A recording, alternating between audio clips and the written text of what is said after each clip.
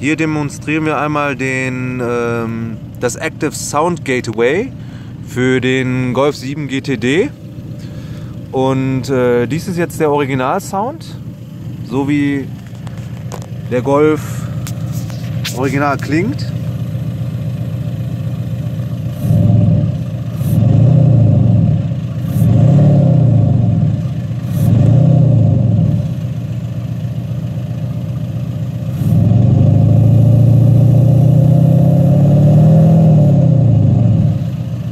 Jetzt wird übers Smartphone oder alternativ über einen Taster das Profil geändert. Das ist ein dezent lauterer Sound.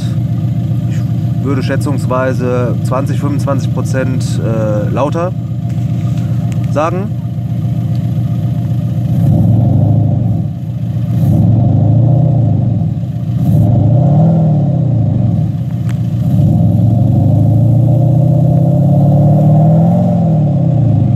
Damit ist ein schöner sonorer V8-Klang zu hören. Und nun kommt mein Lieblingsmodus, der sogenannte ASI-Modus.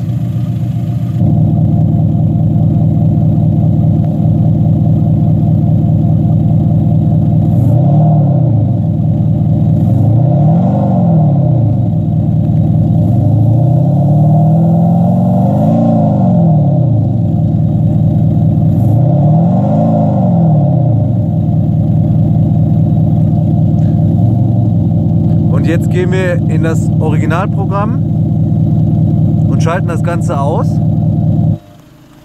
So würde sich der Diesel normalerweise anhören.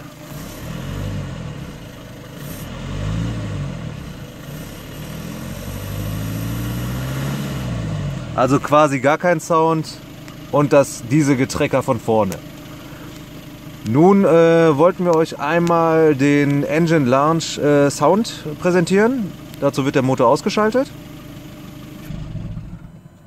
So, wir haben hier einen fest definierten Wert, der dem aus dem ASI-Programm nahe kommt.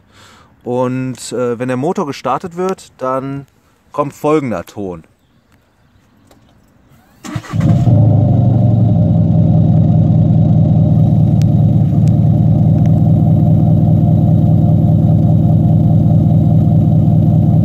Das war's auch schon. Jederzeit bei uns möglich. Schaut auf unserer Homepage oder Facebook-Seite vorbei.